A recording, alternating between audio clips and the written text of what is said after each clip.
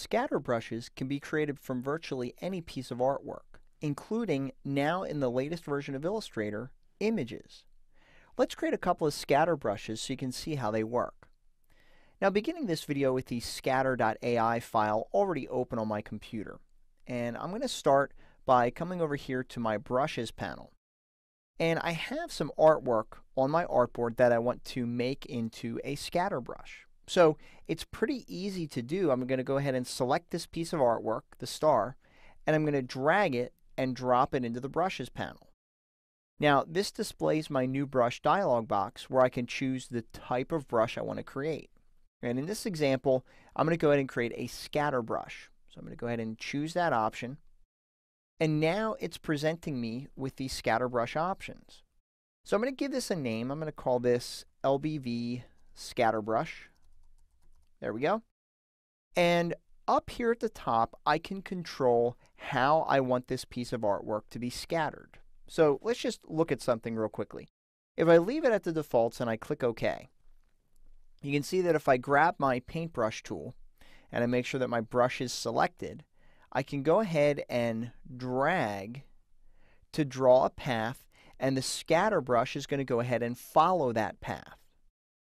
Now, what I'm going to do here, so you can kind of see what these options are going to do, I'm going to double click on that brush to open up my scatter brush options. And this is the way that I like to modify my artwork because it allows me to see what these settings are going to do. So for example, if I turn my preview on, I can come up here and I can change the settings. So for example, right now the size of all the stars are fixed. But what I'm going to do is I'm going to change this. And so you can see I can choose random, pressure, stylus wheel, tilt, bearing, and rotation. Now, many of these, such as pressure and bearing, are related to using a stylus with a tablet. So those options are not going to be relevant for using a mouse. But I'm going to go ahead and choose random.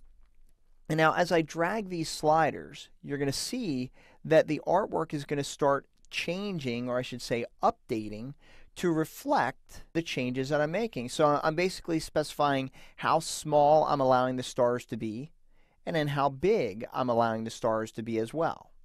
So I'm actually going to pull these down. I don't want these to be too large here. And then I can adjust the spacing, and the spacing has the same properties. So I'm going to choose random, and then I'm going to start adjusting the spacing. So pull this down to bring them closer together, and pull this down as well. So you're basically setting the minimum and maximum here. So that looks pretty good. Scatter, I'll set that to random as well. And then you can control how much you want these stars to basically scatter on each side of the path. And then your rotation, you can also set that to whatever you wish. And that's going to allow me to rotate these in various ways. Now, for the rotation relative to, you can set that to the page or to the path as well. So you'll have to choose which one you prefer depending on the rotation method that you choose. So I'm going to go ahead and leave that set at the current settings. Now, down here for colorization, this is where it gets a little bit interesting because you have several options available in your drop-down menu. Now, this little guy here gives you a nice little tip and kind of shows you how the colorization is applied. And the important thing to note is that your current stroke color defines what's going to colorize these objects. So I'm going to go ahead and click OK, and you'll notice that if I choose tints, that this is now going to tint these objects using that particular setting. And I'm going to go ahead and click OK, and you'll see it asks me if I want to apply this to the current strokes or leave the strokes as is. So I'm going to go ahead and apply these to the strokes, and you can see how the colorization method changes. Let's go ahead and go back in there. I'm going to go ahead and now change this to tints and shades. And now when I click OK, I'll go ahead and apply it to the strokes. You can see that now you have, instead of it being like a global tint, it's utilizing the stroke and fill, or basically whatever's in the artwork, to tint the different elements differently. Let's open up that one more time. And I also have hue shift. Now, what does that exactly mean? Well, with hue shift, you need to choose a key color. And so you can see that right now my key color is set to green. And by default, the key color is going to be chosen based on the most color that appears in the brush that you created. So right now, if I go ahead and click OK, and I apply it to the strokes, we can see how it's adjusting the hue based on that key color. And if I go in here again, and I change my key color, and I do that by clicking on the eyedropper, I'm now going to change my key color to the orange. Go ahead and click OK. I can only choose key colors from the art that's in there. And if I apply this to the strokes, it's now going to change it to the other key color that I chose. So there's a lot of options that you can choose when creating a scatter brush. And what I'm going to do is I'm going to go ahead and command click on this path to delete it. And then let me show you one other way, which is a new feature in the current version of Illustrator, is to create a scatter brush from an image. So this is an image that I placed on my artboard.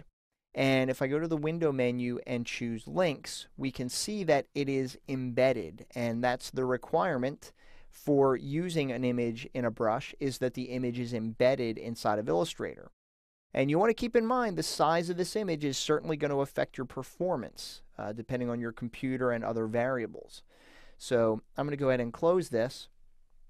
And now to make this into a brush, I just drag and drop, choose my scatter brush, and now I have the same options that I can choose. So I'm going to call this the LBV image scatter brush. And we could pretty much perform the same task as we did with the first one. I go ahead and click OK, and with my paintbrush tool selected, I'm just going to go ahead and paint a little bit here. And now if I double click on that brush, now I can start adjusting the properties. And again, I find this to be most useful for adjusting these. So I can change the randomness here, I can alter the settings, maybe adjust the spacing a little bit. There we go. And then let's do the scatter. We'll set the scatter to random as well.